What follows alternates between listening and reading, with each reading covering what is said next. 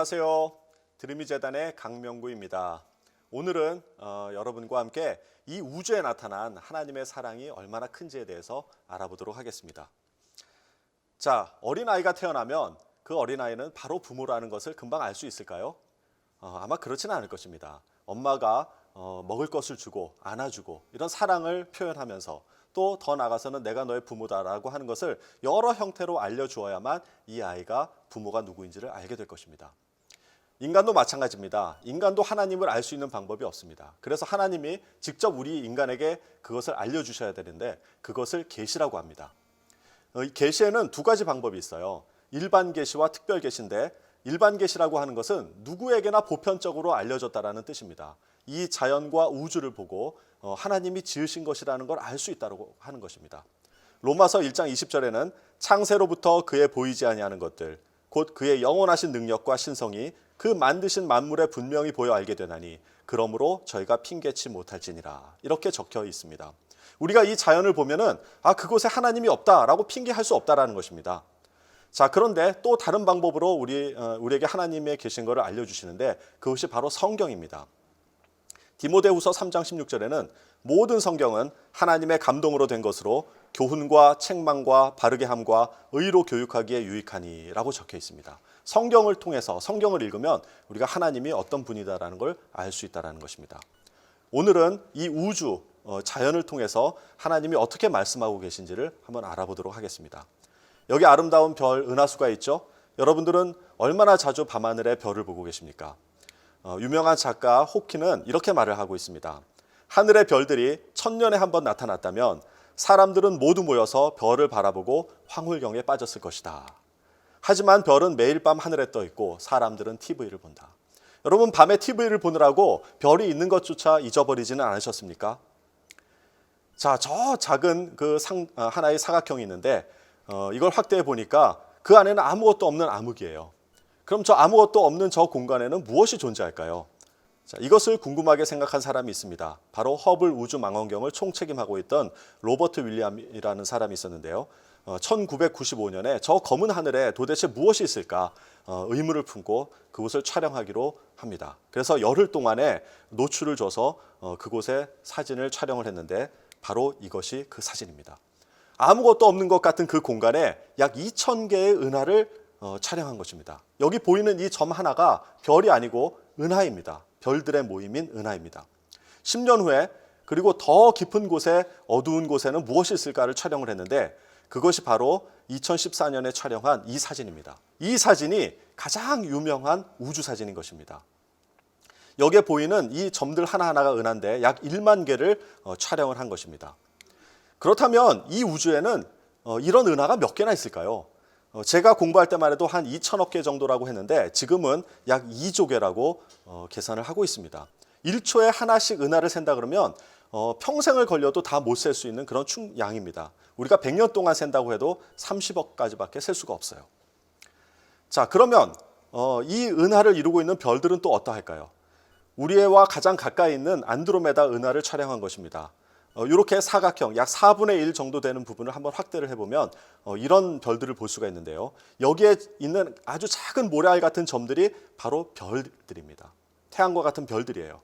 조금 더 확대를 해보면 정말 모래알처럼 빼곡하게 있죠. 이 은하에는 안드로메다 은하에는 약 1조 개의 별이 있다라고 계산하고 있습니다. 그러니 이 우주에는 얼마나 많은 별들이 있겠습니까? 아까 2조 정도 되는 은하 그리고 그 은하에 약 1조 정도 되는 별이 있다고 하면 약 2 곱하기 10의 24승계의 별이 있는 것입니다. 이것이 얼마나 많은 숫자인지 저도 감을 잡을 수가 없어요. 자, 그래서 이해를 돕기 위해서 전 지구에 있는 모래의 수를 다 계산을 해봤더니 약 10의 22승계라고 합니다. 그러니까 이 우주에 있는 별은 이 지구에 있는 모든 모래보다도 한 100배쯤 더 많다라고 지금 추정하는 것입니다. 그런데 앞으로 과학이 더 발달하면 그것보다 더 많은 별들을 찾아낼 수도 있을 것입니다. 정말 끝없이 많은 무한대의 많은 별들이 이 지구에서 바라볼 수 있다는 것이 얼마나 감사한 일인지요. 자, 여기에 하나뿐인 우주에서 하나뿐인 지구가 있습니다. 이 넓은 우주에 하나밖에 없는 이 지구는 과연 우연히 만들어진 것일까요? 아니면 누군가에 의해서 설계된 것일까요? 자, 성경에는 이렇게 말씀하고 계십니다. 태초에 하나님이 천지를 창조하시니라. 그리고 동일한 성경에는 이런 말씀도 있습니다. 하늘을 창조하시니 그는 하나님이시니 그가 땅을 지으시고 그것을 만드셨으며 그것을 견고하게 하시되 혼돈하게 창조하지 아니하시고 사람이 거주하게 지으셨느니라. 성경에서는 이 우주를, 이 지구를 창조하실 때 사람이 거주할 수 있는 공간이라고 말씀하고 계십니다. 자, 그렇다면 정말 이 지구가 사람이 존재할 수 있는, 생명체가 존재할 수 있는 그런 요인들이 어떤 것이 있는지를 한번 이 시간에 알아보도록 하겠습니다. 자, 먼저 이 태양계의 위치인데요. 자, 우리 은하를 이렇게 위에서 보았다고 가정을 하면 태양계는 중심에서부터 약 3만 광년, 3분의 2 지점되는 곳에 존재를 하게 됩니다. 근데 이것이 왜 중요하냐면요. 자, 은하의 중심으로 갈수록 은하에는 거대 블랙홀이 있고 초신성이 있어요. 그래서 강한 방사능과 전자기파가 존재를 하게 됩니다. 그래서 이곳에는 생명체가 살 수 없다고 합니다. 자, 그리고 그 바깥에 가면 어떻게 될까요? 산소나 마그네슘 등의 원소가 부족하고 그런 메탄가스나 이런 것들이 더 많아서 역시 이곳에서도 생명체가 살 수 없습니다. 오직 이 녹색으로 표현된 이 부분에서 생명체가 살 수 있는 그런 확률이 있는데요. 바로 이곳을 은하 생명체 거주 가능 영역이라고 합니다. 바로 태양계가 바로 이 지점에 위치하게 된 것입니다. 자, 태양계를 좀 더 자세히 보겠습니다. 이렇게 태양계는 여러 그 행성들을 가지고 있는데요. 태양은 태양계의 전체 질량의 99.8%를 차지할 만큼 어마어마한 질량을 가지고 있습니다. 그런데 이 태양이 매일매일 수소폭탄이 터지듯 한 그런 폭발을 하고 있다는 거 알고 계십니까? 그런데 이 폭발이 0.1% 내의 변화율을 가지고 있기 때문에 굉장히 안정된 그런 폭발을 하고 있는 것입니다. 태양이 폭발을 하면서 태양풍이 발생이 되고요. 전자기파가 나오고 또 자기장이 나옵니다. 방사능이 나옵니다.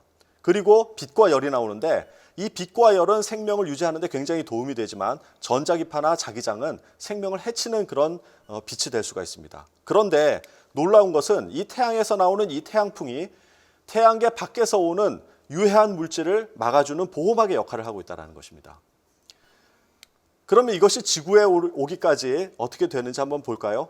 그럼 태양에서 오는 그 유해한 전자기파라든가 태양풍들은 바로 지구의 자기장이 그것을 막아주고 있습니다.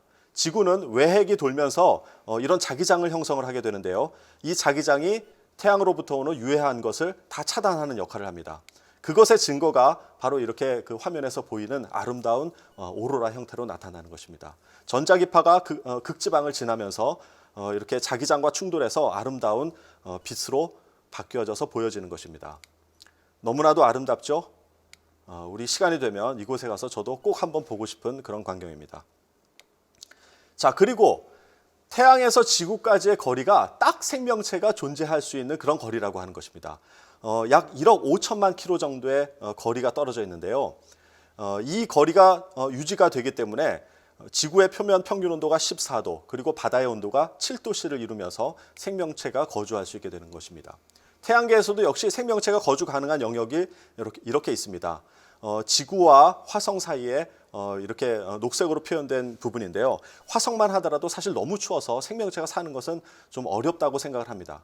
그러니까 지구가 딱 이 녹색 존에 딱 정확히 위치를 하고 있는 거예요. 그래서 생명체가 우리가 지금 여기서 존재할 수 있는 것입니다. 참 너무나도 기가 막힌 그런 설계인 것 같습니다. 자, 그리고 이 지구 밖에는 목성과 토성 등 외행성이 있는데 이렇게 큰 목성과 토성이 왜 존재하는지 여러분 생각을 해보셨습니까? 여러분, 누군가가 그렇게 얘기를 했습니다. 태양계 밖에서 해성이라든가 운석이라든가 이런 유해 물질, 운석들이 날아올 때 이 목성과 토성이 강한 중력을 가지고 있기 때문에 그것을 빨아들인다고 합니다. 그래서 외부에서 어떤 그 해성이 오더라도 목성과 부딪혀가지고 혹은 그 진로가 바뀌어서 그 안에 있는 지구를 보호할 수가 있게 되는 것입니다. 실제적으로 이것은 1994년에 해성이 태양계 안으로 진입을 했는데 목성이 그것을 빨아들이고 있는 사진을 찍어 놓은 것입니다. 저 목성의 하얀 부분이 바로 그 해성인데요. 저 정도 크기면은 지구 정도의 그런 거대한 그런 해성인데 만약에 이것이 들어와서 지구랑 부딪힌다 그러면 지구는 멸망할 수밖에 없을 것입니다. 그러나 목성과 토성이 바깥에서 이것을 거다란 중력으로 빨아들이고 있는 것입니다. 자, 그럼 지구의 대기권은 또 어떠할까요? 이 지구에 대기가 있기 때문에 우리가 지금 여기서 숨을 쉬고 또 생명체가 살아갈 수 있는 것입니다. 그런데 이것 말고도 굉장히 중요한 역할을 하고 있습니다. 그것은 무엇이냐면 목성과 토성이 걸러내지 못한 그런 작은 소행성들이 있어요. 그런 작은 소행성들이 지구를 향해 오더라도 이 대기권에서 부딪혀가지고 불타 없어지게 됩니다. 그래서 굉장히 많은 그런 그 유성들이 지구의 대기권에서 불타게 되는 것이죠. 자, 그리고 이 지구의 크기를 한번 알아볼 텐데요. 이 지구의 크기도 지금 우리가 존재하는 생명체가 존재할 수 있는 딱 아주 적당한 크기라는 것입니다. 지름이 12,000km 정도가 돼요. 근데 만약에 이 지구가 지금보다 작아지면 어떻게 될까요? 그러면 중력이 약해져서 대기권의 질소와 산소가 우주로 날아가 버립니다. 이 중력이 이 산소를 잡고 있을 수가 없는 것입니다. 그래서 사람이 살 수 없는 공간이 될 수가 있어요. 만약에 지구가 지금보다 커지면 어떻게 될까요? 그럼 중력이 커져가지고 대기권 밖으로 날아가야 할 메탄과 암모니아 가스, 즉 이런 해로운 가스들을 중력이 잡아당기게 됩니다. 그럼 역시 그 안에 있는 생명체가 살 수가 없어요. 그러니까 지금과 같은 이 적절한 크기가 있어야만 해로운 가스는 내보내고 또 산소와 질소 같은 인간에게 유익한 가스는 대기권 안에 가두게 되어서 생명체가 살 수 있는 것입니다. 그리고 지구는 하루에 한 번씩 자전을 하죠. 이 자전의 속도가 딱 생명체가 거주하기 좋은 그런 속도라는 것입니다. 자전 속도는 시속 약 1600km 정도인데요. 이것은 비행기 속도의 약 2배, 그리고 소리의 속도의 1.5배 되는 그런 빠르기입니다. 만약에 지구의 자전 속도가 2분의 1로 느려진다면 어떻게 될까요? 그러면 원심력이 낮아져요. 그래서 몸무게가 늘어나게 됩니다. 참 비참한 일이죠. 근데 그거보다 더 비참한 것은 뭐냐면 낮과 밤의 길이가 길어지게 되어서 일교차가 극심해집니다. 그래서 낮에는 매우 덥고 밤에는 매우 추운 현상들이 나타날 것입니다. 자, 그러면 역시 이 지구에는 사람이 살 수 없는 곳이 됩니다. 만약에 자전 속도가 2배가 빨라지면 어떻게 될까요? 그럼 원심력이 커져서 몸무게는 줄어들 거예요. 그럼 잠시는 좋을 수 있지만 그러나 이 원심력 때문에 바다가 전부 다 극지방으로 몰려들게 됩니다. 그러면 적도 부근에 있는 많은 그런 그 땅들이 바다에 묻히게 되는 것이죠. 그리고 지각 변동이 일어나게 됩니다. 그리고 자전 속도에 맞춰서 대기의 흐름이 빨라지기 때문에 매일매일 그런 태풍들을 경험을 해야 될 것입니다. 그러니까 사람이 살기 위해서 지금의 자전 속도가 가장 적절하게 딱 맞춰져 있다는 것입니다. 그리고 지구의 자전축이 23.5도가 기울어져 있어요. 여러분 이건 모두 알고 계실 겁니다. 그래서 사계절이 생기고요. 또 태양의 에너지를 지구에 가장 골고루 분포할 수 있는 그런 기울기라고 합니다. 역시 그렇기 때문에 농산물을 경작할 수 있는 경작 면적이 최대한으로 늘어나게 되는 것입니다. 만약에 지구의 자전축이 23.5도보다 더 크게 되면 어떻게 될까요? 그러면 온도의 변화가 극심해지겠죠? 추울 때는 추워지고 더울 때는 더워지고. 근데 23점보다 더 작으면 어떻게 될까요? 그럼 계절의 변화가 거의 없어집니다. 그래서 적도 지방은 매우 덥게 되고요. 극지방은 매우 춥게 됩니다. 어떻게 되더라도 이 지구의 자전축이 지금과 같지 않다면 생명체가 살 수 있는 공간은 줄어들게 되어 있습니다. 자, 그러면 달은 어떠할까요? 여러분 달을 보면서 왜 달이 존재하는지를 생각해 보셨습니까? 자, 이 달이 존재하고 있는 역할 중에서 가장 큰 것이 뭐냐면 이 달로 인해서 지구의 자전축을 안정감 있게 지켜준다는 것입니다. 자, 중앙일보에 이런 재미있는 기사가 있습니다. 만약에 달이 없었다면 어떻게 되었을까요? 자, 결론부터 말씀드리면 하루는 8시간이 되고요. 그리고 지구는 태풍의 도가니가 된다고 합니다. 달이 없으면 지구의 밀물과 썰물이 없어져가지고 바다에 산소가 공급이 되지 않아가지고 수중 생물들이 살기가 어려워집니다. 그리고 달의 저항력이 없기 때문에 자전 속도가 빨라져요. 그래서 하루가 8시간 이내로 줄어들게 됩니다. 또 자전 속도가 빨라지니까 바람이 심하게 부는데 과학자들이 계산을 해보니까 시속 한 300km의 바람이 항상 분다고 합니다. 이게 어느 정도냐면 KTX 지붕 위에서 사는 것 같은 거예요. 여러분 KTX 지붕 위에서 살 수가 있습니까? 그리고 자전축이 0도에서 90도 팽이가 요동치듯이 그렇게 요동치게 됩니다. 결국은 이 달이 없으면 이 지구에는 생명체가 존재할 수 없을 수도 있습니다. 자, 그렇다면 이 지구에 달이 2개라면 어떻게 될까요?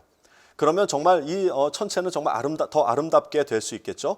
그러나 어떤 현상들이 일어나냐 하면 이 조수 간만의 차이가 너무 심해져가지고 300m 이상의 파도가 계속 칠 수가 있습니다.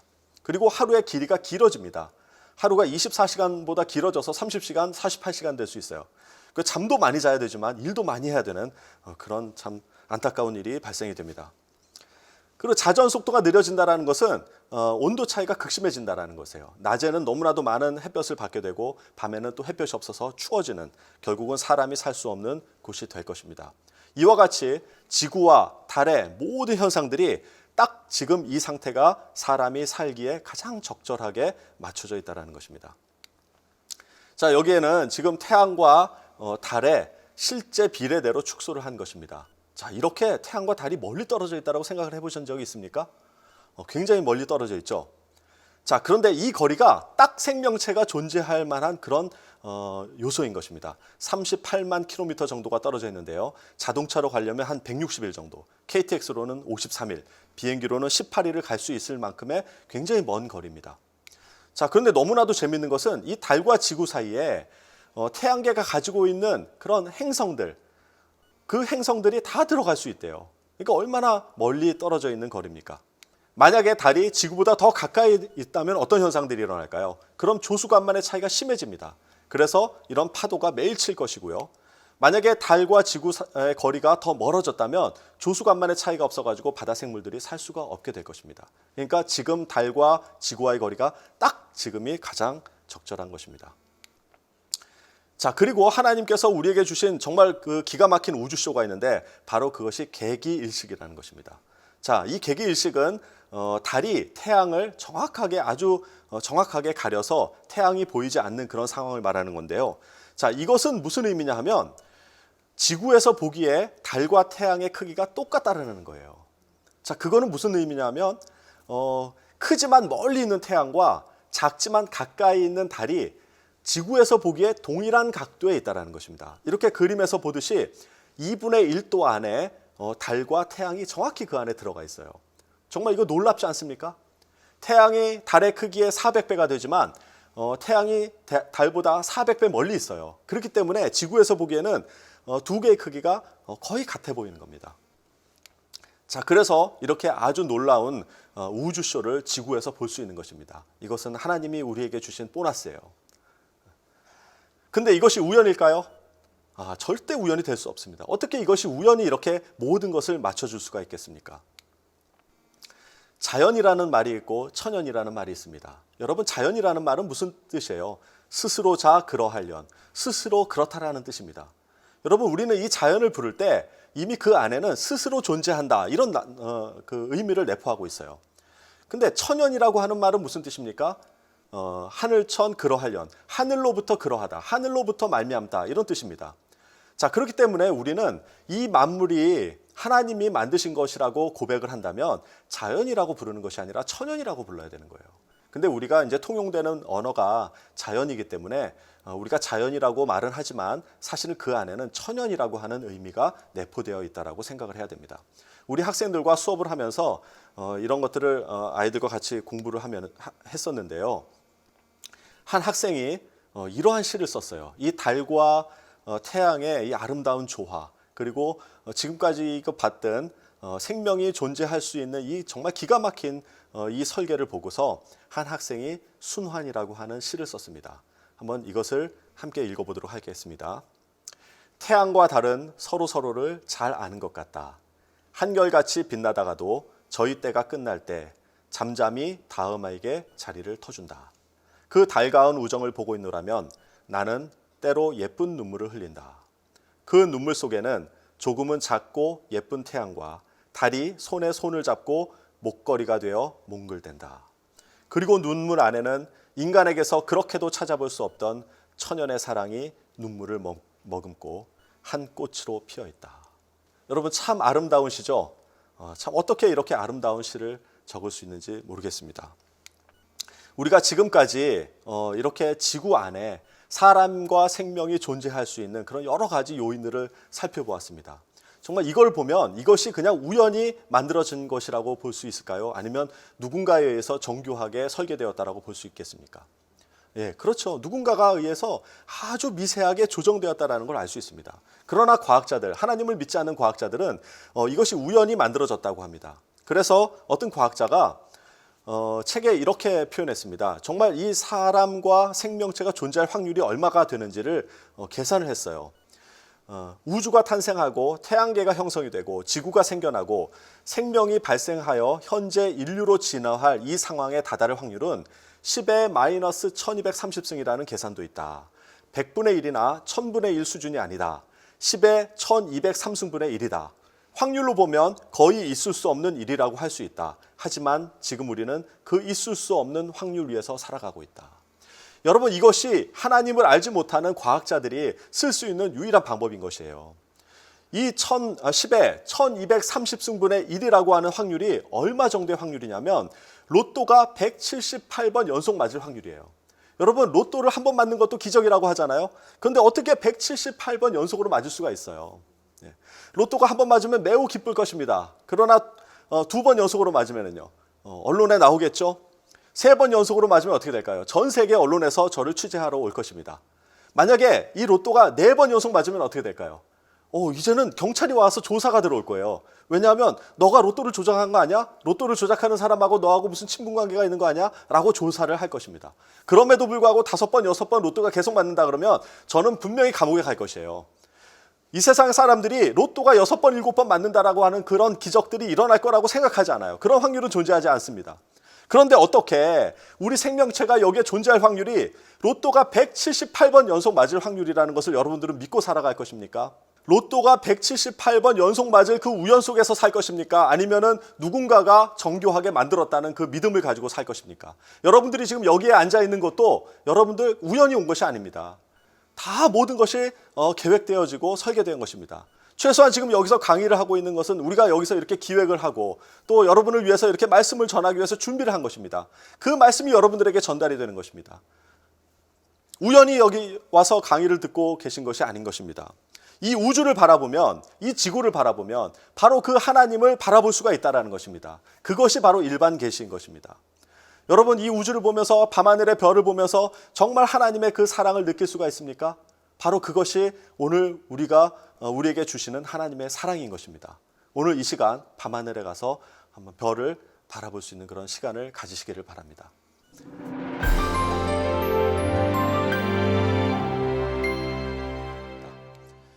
지난 시간에 이 지구에 사람이 살 수 있는 것에 대해서 알아봤잖아요. 정말 이 많은 요소들이 다 적절하게 정확히 맞아야만 그 안에 생명체가 사람이 살 수 있는 것입니다. 사람이 거주할 수 있게 아주 특별하게 만들어진 이 지구, 정말 놀랍지 않습니까? 자, 이와 같이 하나님이 우리에게 보여주시는 그런 방법이 두 가지가 있었어요. 하나는 일반 계시. 지금까지 사실은 그 우주와 자연을 통해서 하나님이 계시하신 것을 바라본 것입니다. 그리고 또 하나 방법이 있는데 성경을 통해서 하나님이 어떠한 분이다라는 걸 알고 계셔요. 그것을 우리는 특별 계시라고 했습니다. 자, 이 과학자들이 자연과 이 우주를 탐구하면서 참 이게 놀라운 그런 고백들을 하고 있습니다. 자, 아인슈타인이 이런 얘기를 했어요. 어떤 큰 세력이 우주 내 혹은 배후에 활동하고 있음을 알 수 있다. 아인슈타인은 최고의 물리학자이고 최고의 천문학자입니다. 그런데 이 우주를 연구할수록 이런 고백을 하게 되는 것이죠. 자, 그리고 찰스 타운스라고 레이저의 원리를 연구해서 노벨상을 받은 그런 물리학자가 있습니다. 이 과학자가 2005년에 하버드대에서 과학과 신앙과의 관계라는 주제로 강의를 하는 중에 이런 이야기를 했습니다. 과학자들, 특히 물리학자들은 이곳 지구는 매우 특별한 세계라는 것을 인정하고 있다. 모든 사물들은 사람들이 존재하기 위해서 정확한 질서와 체계를 유지하고 있다. 이곳 지구는 우주에서 환상적으로 특별한 곳이다. 그런데 어떻게 이러한 세계가 우연히 생겨날 수 있다고 말할 수 있겠는가? 여러분, 이런 과학자들의 고백은 사실 우리의 고백이 될 수밖에 없습니다. 자, 그리고 MIT의 물리학자인 프레드키는 이런 이야기를 했습니다. 우주의 모든 것이 우연에 불과하다는 것을 나는 믿지 못하겠다. 그렇다고 해서 내게 어떤 종교적 신념이 있는 것도 아니다. 신이 있다고는 믿지 않는다. 나는 무신론자도 아니다. 불가지론자도 아니다. 저기에 뭐가 있는지 혹은 뭐가 있을지 나는 잘 모르겠다. 그러나 다른 한편으로 우리가 아는 이 특정한 우주는 지성이라고 부를 만한 무엇인가의 결과임에 틀림없다. 여러분, 이걸 읽으면 무슨 말을 하는지 잘 모르겠어요. 근데 정말 여기서 이야기하고 싶은 거는 뭐냐면 무신론자든 유신론자든 불가지론자든 아니면 물리학에 대해서 아는 사람이든 모르는 사람이든 정말 부정할 수 없는 것이 무엇이냐면 이 우주는 지성이라고 부를 만한 무엇인가의 결과라는 것이에요. 그거는 알 수 있다는 것입니다. 여러분, 이 일반 계시를 통해서 사람들은 정말 이 우주와 자연에 엄청난 질서가 있고 거대한 세력이 있고 거대한 에너지가 있고 지성이라고 부를 만한 무엇이 있다는 걸 느낄 수는 있어요. 그런데 성경에서 말하는 그 하나님이 바로 그 에너지, 거대한 세력, 지성이라고 부를 만한 무엇인가와 같다라는 것은 믿지 않아요. 성경에서는 뭐라고 합니까? 여호와 하나님께서 이 세상을 창조하셨다고 이야기를 하잖아요. 분명하게 명확하게 그렇게 이야기를 하고 있는데 많은 과학자들은 그런 어떤 지성이라고 부를 만한 무엇인가라는 것은 인정을 하면서도 그 존재가 여호와 하나님이라는 것을 인정하지는 않아요. 왜 그럴까요? 왜 성경에서 말하는 하나님이 이 세상을 창조하고 이 우주 질서를 부여하는 그런 존재라는 것을 왜 믿지 않을까요? 그것은 성경에는 아주 모순적인 그런 상황들이 있기 때문에 그렇습니다. 일반 계시를 통해서 알 수 있는 것은 무엇이냐면 이 우주에는 아주 놀라운 질서가 있다. 또 아주 이성적이고 논리적인 것이 있다는 것을 알 수가 있어요. 근데 성경에는 어떻게 되어 있냐면 질서를 거스르는 그 비이성적인 것이 존재를 해요. 비논리적인 것이 존재를 해요. 정말 우리가 이해할 수 없는 초자연적인 그런 기적들이 있어요. 그렇기 때문에 이 자연에서 보는 이 거대한 세력과 성경에서 말하는 이 하나님이 서로 같다라고 볼 수가 없는 것입니다. 여러분, 그래서 이 충돌과 모순이 있기 때문에 우리가 일반 계시를 통해서 보는 그 존재를 통해서 하나님을 알 수 있는 사람이 거의 없다라는 것입니다. 학생들을 가르치다 보면은 학생들은 참 순수하게 이런 질문들을 많이 해요. 선생님, 어떻게 사람이 무리를 걸을 수가 있어요? 또 어떻게 죽은 사람이 살아나요? 그리고 또 어떤 학생들은 이런 얘기를 합니다. 선생님, 하나님이 아담이 선악과를 따먹을 줄 몰랐을까요? 어떻게 전지전능한 하나님이 그걸 몰랐을까요? 저는 그런 하나님 안 믿을래요. 이런 학생들이 있어요. 이건 비단 학생들만 가지고 있는 궁금증이 아니에요. 여러분, 어른들 여러분도 사실 이런 질문들 하시죠. 근데 마치 믿고 있는 것처럼 알고 있는 것처럼 그렇게 질문을 안 하시잖아요. 근데 그게 이해가 안 되면 질문을 하셔야 돼요. 이렇게 순수하게 학생들처럼 질문을 하고 이해가 안 되면 오늘 모든 것을 다 중지하고 이것이 왜 그런지를 알아야 되는 것입니다. 자, 이렇게 학생들이 신앙과 또 성경을 이해하지 못하는 부분이 있을 때 제가 학생들과 그런 상담하는 부분들이 있는데 오늘은 그거에 대해서 좀 함께 나눠보려고 합니다. 빌립보서 1장 9절부터 10절에 있는 말씀을 한번 읽도록 하겠습니다. 제가 세 번역으로 준비를 했는데요. 다 같이 한번 읽어보도록 하겠습니다. 내가 기도하는 것은 여러분의 사랑이 지식과 모든 통찰력으로 더욱더 풍성하게 되어서 여러분이 가장 좋은 것이 무엇인가를 분별할 줄 알게 되는 것입니다. 여러분, 이 말씀은 사도 바울이 빌립보 교인들에게 쓴 그런 서신서입니다. 그런데 사도 바울이 빌립보 교인들에게 어떤 내용으로 기도를 하느냐 하면 여러분의 사랑이 아주 풍성해져서 가장 좋은 것이 무엇인지를 분별하라고 그렇게 권면하는 기도를 합니다. 그런데 여기서 우리가 알 수 있는 것은 무엇이냐면 바로 사랑이 풍성하게 될 때 가장 좋은 것이 무엇인가를 분별할 수 있다라고 이야기를 하고 있어요. 근데 여기 붉은색으로 표현한 것을 한번 보시기 바랍니다. 이 사랑이 풍성해질 수 있는 수식어가 무엇이에요? 바로 지식과 모든 통찰력으로 이렇게 수식어를 표현하고 있는데 이 지식과 모든 통찰력을 동원해서 여러분의 사랑이 풍성해져야만 가장 좋은 것이 무엇인지를 분별할 수 있다라고 이야기를 하고 있습니다. 자, 그러면 이 사랑이 풍성해지게 하는 도구가 바로 지식과 통찰력인데 여기서 말하는 지식이라고 하는 것은 대학을 가기 위해서 이렇게 공부하는 그런 지식을 이야기하는 것이 아니에요. 뭐 과학적이고 수학적이고 그런 지식을 이야기하는 것이 아니라 바로 하나님을 아는 지식을 이야기합니다. 자, 그러면 통찰력이라고 하는 것은 무엇일까요? 바로 이 시간에는 지식과 통찰력이 어떤 것인지를 좀 알아보도록 하겠습니다. 여러분들 이게 중학교 때나 고등학교 때 이집트 벽화에 대한 이런 것들을 미술 시간에 공부를 하셨을 거예요. 여러분, 이 그림을 보면은 굉장히 재미있습니다. 얼핏 보면은 유치원생들이 그린 것 같은 그런 그림이죠. 그런데 여기 이렇게 그 풀이나 새들을 보면 아주 정교하게 그려져 있어요. 그러니까 이 그림은 그림을 잘 그리는 사람이 그린 거예요? 못 그리는 사람이 그린 거예요? 아주 잘 그린 사람이 그린 거예요. 그런데 이 사람을 그린 것을 보세요. 이 사람은 조금 부자연스럽죠? 자, 얼굴은 옆모습을 보고 있고요. 가슴은 앞을 보고 있어요. 그리고 발은 옆모습을 보고 있고요. 자, 얼굴을 옆모습을 보고 있는 눈은 정면을 바라보고 있어요. 누가 봐도 이거는 좀 이상한 그림입니다. 아마 지금 유치원 아이들도 이렇게 그리지 않을 거예요. 자, 다른 그림을 볼까요? 여전히 마찬가지입니다. 저 뒤에 배경으로 되어 있는 새를 한번 보십시오. 굉장히 정교하고 아름답게 그려져 있어요. 그런데 유독 사람만 아까와 같은 그런 형태로 그림을 그렸습니다. 여러분 이걸 보고서 그림이 뭐 저래 이렇게 하지 말고 정말 여기서 무슨 메시지를 전하려고 이걸 그렸는지를 한번 생각을 해보자는 것입니다. 자, 이것은 벽화 중에 정원이라고 하는 그런 부분인데요. 이거는 아주 더 재밌습니다. 자, 나무와 연못을 그렸는데요. 자, 아래쪽에 있는 나무는 다 밑에서부터 위로 올라 솟아 있는 것을 그렸죠. 근데 왼쪽에 있는 나무는 어떻습니까? 다 왼쪽으로 누워 있어요. 자, 그리고 또 위쪽에 있는 나무들은 또 우리가 보듯이 또 다 위로 되어 있고요. 자, 연못은 또 위에서 바라보는 그런 배경으로 그려져 있죠. 그런데 그 연못 안에서 수영을 하고 있는 오리는 어떻습니까? 위에서 본 것이 아니라 옆에서 봤죠. 물고기도 지금 어떻게 가고 있죠? 옆에서 본 모양으로 가고 있습니다. 자, 이렇게 하나의 그림 안에 관점이 여러 개가 포개져 있어요. 자, 이것이 그냥 못 그린 그림입니까? 아니면 뭔가를 이야기하려고 이렇게 그린 것 같습니까? 그렇죠. 이거는 못 그린 그림이 아니에요. 의도적으로 무엇인가를 이렇게 그렸을 것이란 말입니다. 자, 이런 것을 우리는 정면성의 원리라고 합니다. 사물의 특징을 가장 뚜렷하게 보여주는 면에서 묘사해서 되도록 사물의 형태를 온전하게 전달하기 위해서 이렇게 그린 거예요.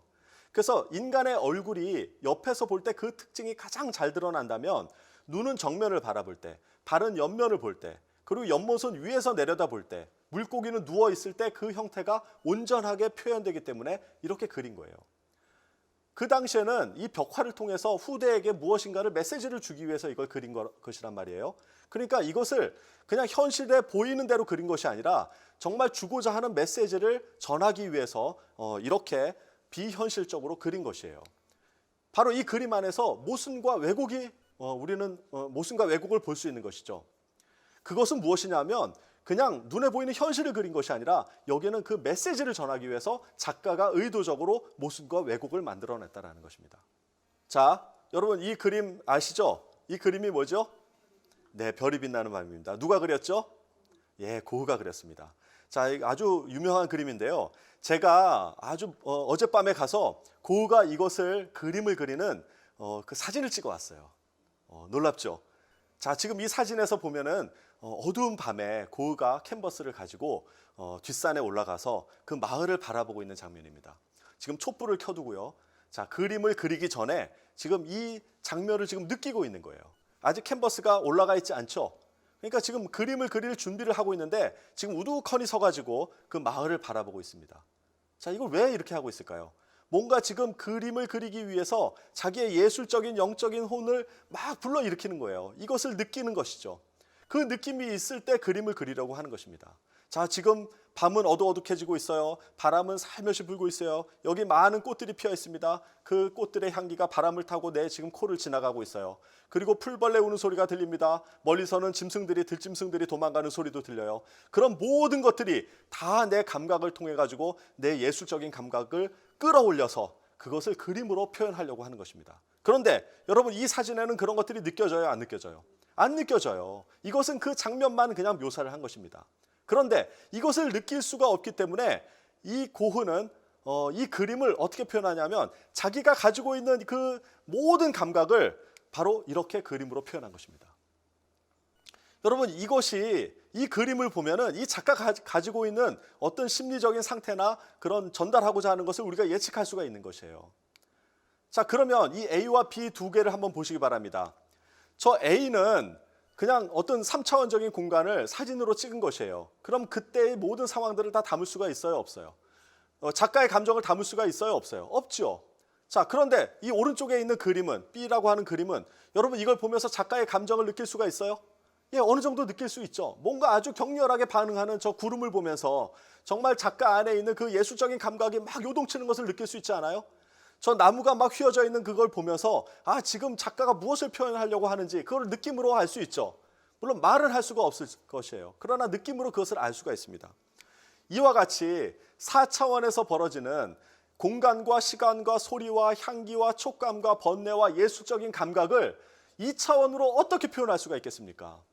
여러분, 그것을 내 마음에 있는 그런 예술적인 감각을 표현할 수 있는 유일한 방법은 뭐냐면 현실을 왜곡해서 표현하는 것입니다.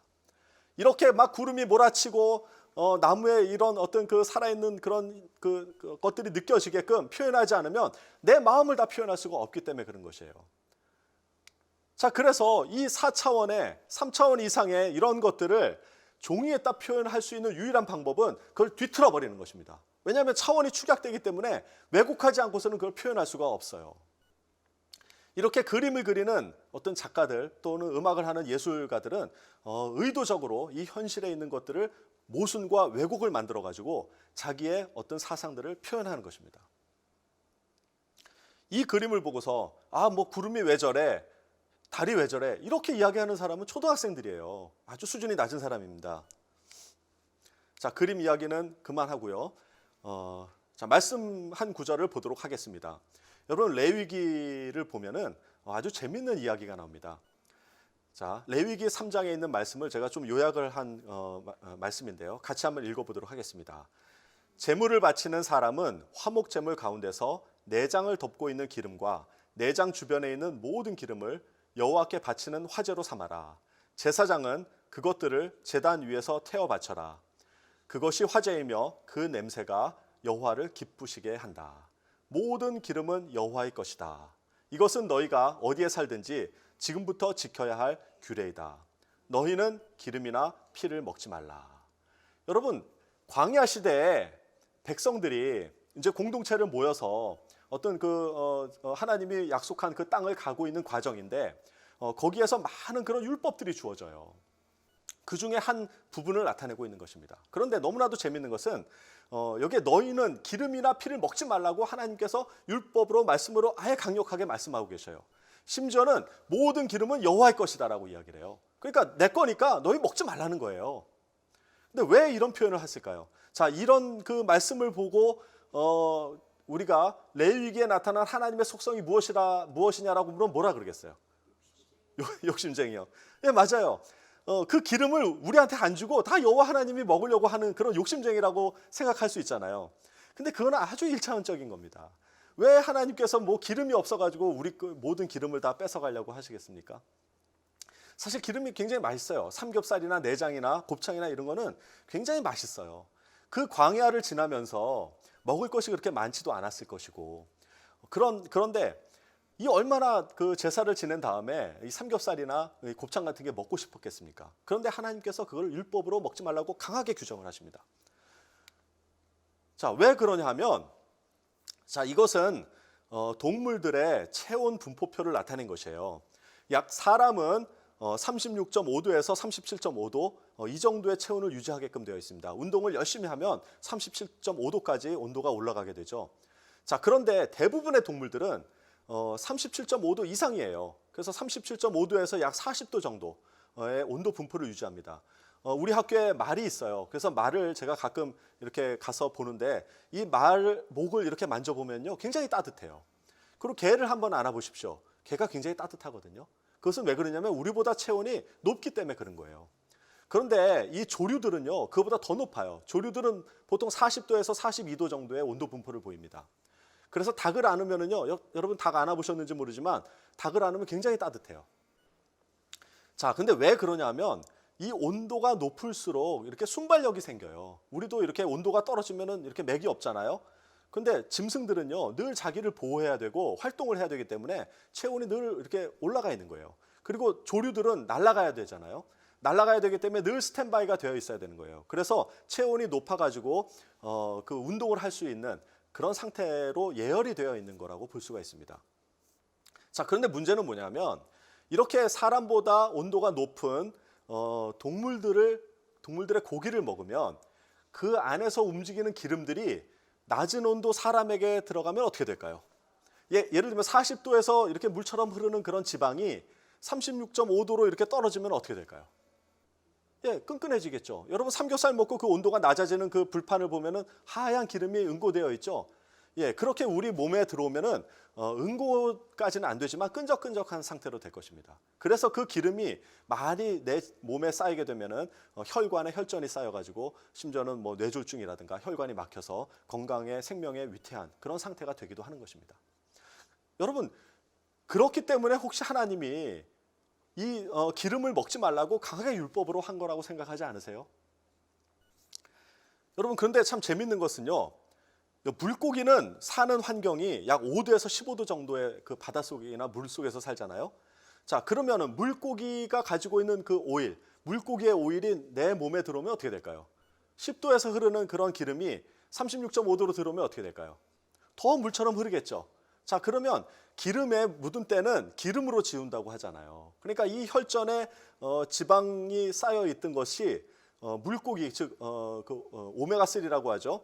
그 물고기 기름이 다니면서 그걸 씻어주는 거예요. 그래서 우리가 오메가3를 먹는 이유가 바로 그것입니다.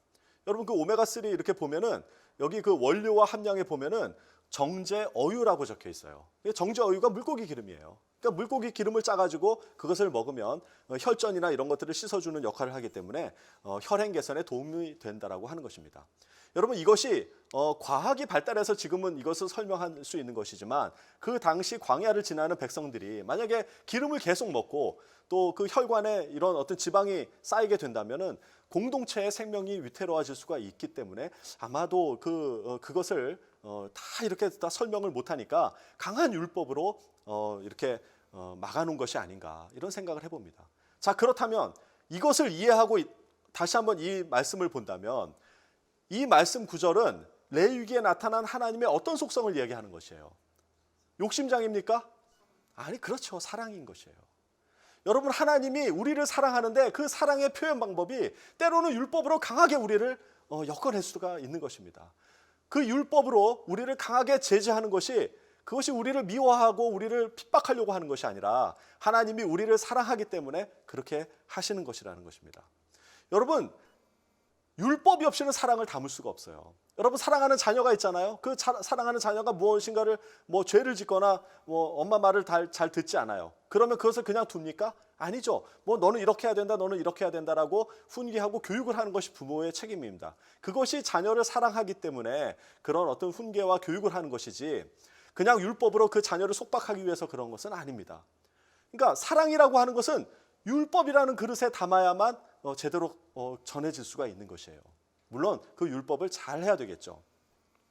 마찬가지입니다. 우리가 아까도 말한 것처럼 어떤 화가 또 어떤 그 뭔가를 메시지를 전하고자 하는 사람들은 자기가 전하고자 하는 그런 메시지, 그런 어떤 예술적인 감각을 표현하기 위해서 이 현실 세계를 그대로 전하는 것이 아니라 모순과 왜곡을 가지고 뒤틀어 버리는 것이죠. 그렇게 해서 진리와 사랑을 표현하는 것입니다. 여러분 통찰력과 지식이라고 하는 것은 무엇이냐 하면 이 지식과 통찰력을 이용을 해서 표면을 보는 것이 아니고 모순과 왜곡과 율법을 보는 것이 아니고 그 안에 담겨있는 진리와 사랑을 꿰뚫어 볼 수 있는 능력이 바로 통찰력인 것이에요. 여러분 우리가 그래서 사도 바울이 아까 그 기도하고 있는 것이 뭐냐면 바로 이러한 지식, 하나님을 제대로 아는 지식과 그리고 모순과 왜곡과 율법으로 둘러싸여져서 쉽게 볼 수 없는 그것을 꿰뚫어 보는 그 사랑으로 가장 좋은 것이 무엇인지를 분별하라고 기도를 하고 있는 것입니다.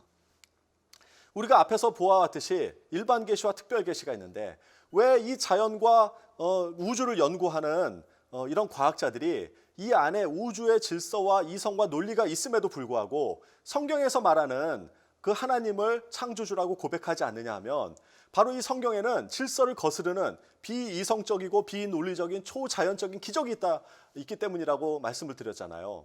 여러분 그래서 우리가 성경을 읽을 때는 이런 그 기적 때문에 사실 그거 더 믿을 수가 없어요. 만약에 성경을 믿을 수 있도록 만들었다면 이런 기적들을 다 빼면 될 거예요. 그래서 윤리적인 것, 도덕적인 것, 또 예수님의 산상수훈, 좋은 말씀들만 기록되어 있다면 성경을 받아들이지 않는 사람이 없을 것입니다. 더 많은 사람들이 성경을 믿을 수 있을 것이에요. 그러나 성경은 그런 어떤 윤리적이고 도덕적인 것을 넘어서는 그런 책이에요. 그런 도덕을 제시하려고 만들어진 책이 아닙니다. 그렇기 때문에 그 메시지를 담을 수 있는 유일한 방법이 뭐냐면 기적이라고 하는 걸로 이 현실을 왜곡하는 그런 수밖에 없는 거예요. 예수님의 사랑, 하나님의 사랑을 담을 수 있는 것이 무엇이냐면 그냥 이성적으로, 논리적으로 그 하나님의 사랑을 다 표현할 수가 없는 것이에요. 여러분, 자녀를 사랑하는데 어떻게 이성적이고 합리적으로만 사랑할 수 있습니까? 안 그래요. 사랑하는 연인들은요, 절대로 그렇게 이성적으로 사랑하지 않아요. 제가 연애를 할 때도요, 예전에 중국에서 있을 때 제가 연애를 했는데 그 당시에는 뭐 이런 인터넷이 없었어요. 그래서 제가 사랑하는 사람과 가끔 이렇게 통화를 하는데 분당 몇천 원, 몇만 원 정도의 전화 요금을 내고 썼어요. 그럼 그 당시에 한 달에 40만 원, 50만 원 되는 비용을 전화비로 썼단 말이에요. 그때 한 달에 급여가 80만 원 정도 됐어요. 급여의 반 이상을 전화비로 쓴 것입니다. 물론 그건 제가 내지 않고 부모님한테 다 넘겨드렸지만 여러분, 부모님이 생각하기에 정말 이 녀석이 미쳤지 않나, 부모한테는 전화 한 통 안 하면서 왜 전화값이 이렇게 많이 나오는 거야. 이거는 정말 이성적이지 않은 이야기지 않습니까? 근데 어떻게 사랑을 하는데 이렇게 이성적이고 논리적으로 사랑을 할 수 있습니까? 전화값이 얼마인지를 따지면서 그렇게 사랑하는 사람은 사랑하는 게 아니에요.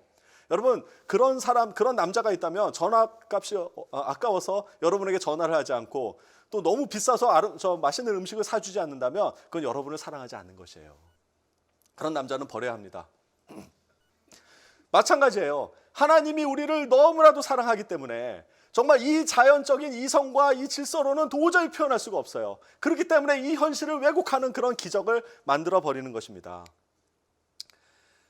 자, 저도 같은 그런 생각이었어요. 제가 수학을 공부하고 과학을 공부하면서 정말 이 아름다운 이 우주와 이 놀라운 논리적인 질서 안에는 분명히 누군가가 이것을 만든 존재가 있을 것이다, 이렇게 생각을 했는데, 근데 성경을 읽을 때마다 그 마음이 참 무거웠어요. 왜냐하면 성경은 무리를 걷는다거나 죽은 사람이 다시 살아난다거나 또 동정녀에서 태어났다거나 이런 정말 믿을 수 없는 그런 기적들을 이야기를 하고 있거든요. 그런데 제가 이 히브리서 말씀을 읽으면서 그 안에서 깨달음을 얻었습니다. 히브리서 말씀을 함께 읽어보도록 하겠습니다. 옛적의 선지자들을 통하여 여러 부분과 여러 모양으로 우리 조상들에게 말씀하신 하나님이 이 모든 날 마지막에는 아들을 통하여 우리에게 말씀하셨으니 이 아들을 만유의 상속자로 세우시고 또 그로 말미암아 모든 세계를 지으셨느니라. 이는 하나님의 영광의 광채시오 그 본체의 형상이시라. 그의 능력의 말씀으로 만물을 붙드시며 죄를 정결하게 하는 일을 하시고 높은 곳에 계신 지극히 크신 이의 우편에 앉으셨느니라.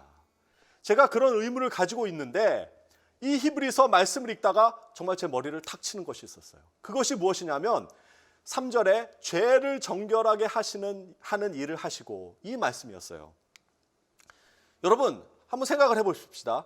만물을 말씀으로 붙드는 것, 이 만물을 말씀으로 붙든다는 것은 지금 이 이성과 논리로 이 우주를 운행하고 있다는 뜻이에요. 정말 아름답고 질서정연하게 이 우주를 운행하고 있는 이것과 죄를 정결하게 하는 것, 어떤 것이 더 위대한 걸까요?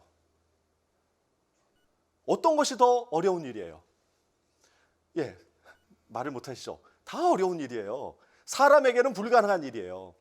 그런데 그럼에도 불구하고 한번 생각을 해보십시오. 만물을 말씀으로 붙드는 것, 이 우주 질서를 잡고 이 우주를 운행하는 것과 죄를 정결하게 하는 것은 어떤 것이 더 위대한 거예요?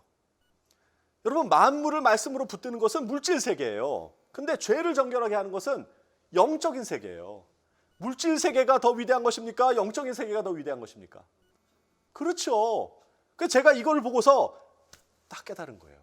아, 만물을 붙드는 것, 하나님이 말씀으로 만물을 운행하시는 것보다 이 죄를 정결하게 하는 것이 더 위대한 일이구나.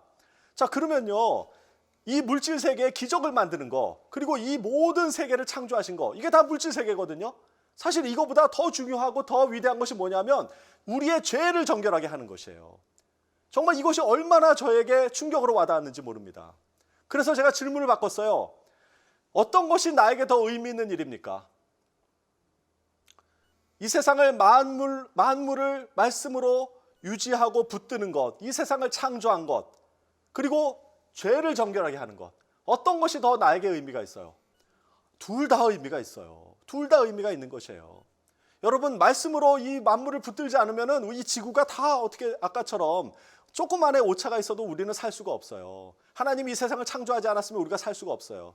그러나 그보다 더 중요한 것은 뭐냐면 죄를 정결하게 한다는 것이에요. 우리는 죄인이라고 하잖아요. 그런데 하나님께서 그 죄를 정결하게 하시는 그런 능력이 있으시다는 거예요. 여러분, 이 세상을 창조하신 하나님이 죄를 정결하게 하는 능력이 있다는 걸 보여주기 위해서 우리에게 성경 말씀에서는 기적을 표현한 것입니다. 여러분, 기적을 일으킬 수 없는 사람이, 그런 분이 어떻게 우리의 죄를 씻을 수가 있어요? 그건 말이 안 되는 것이에요. 이 세상을 창조한 사람이, 이 세상을 창조한 분이 존재한다면 왜 그분이 이 만물 속의 질서를 흐트러뜨리는 기적을 일으킬 수가 없겠습니까? 예수님의 그런 어떤 기적들이 왜 성경에 기록되어 있느냐? 오히려 그런 기적들이 기록이 되어 있지 않으면 더 많은 사람들이 예수님을 믿었음에도 불구하고 성경은 그런 도덕적인 것, 윤리적인 것뿐만 아니라 예수님이 이루신 그 많은 기적과 이런 초자연적인 기적들을 기록하고 있어요. 그것은 무슨 뜻이냐 하면 예수님이 바로 창조주 그분이시라는 것입니다. 태초에 하나님이 천지를 창조하신 그 능력이 예수님에게도 그대로 있다는 것입니다. 그래서 이 우주의 질서를 무너뜨릴 수 있는, 파괴할 수 있는 그런 기적을 만드실 수 있는 분이라는 것입니다. 바로 그분이 그러한 능력을 가지고 계시기 때문에 이 영적인 세계에서 우리의 죄를 정결하게 할 수 있는 그런 능력이 있다는 것이에요. 여러분, 이것이 얼마나 참 중요한 일인지 저는 이 말씀을 듣고 그 당시에 모든 의심이 다 사라졌습니다.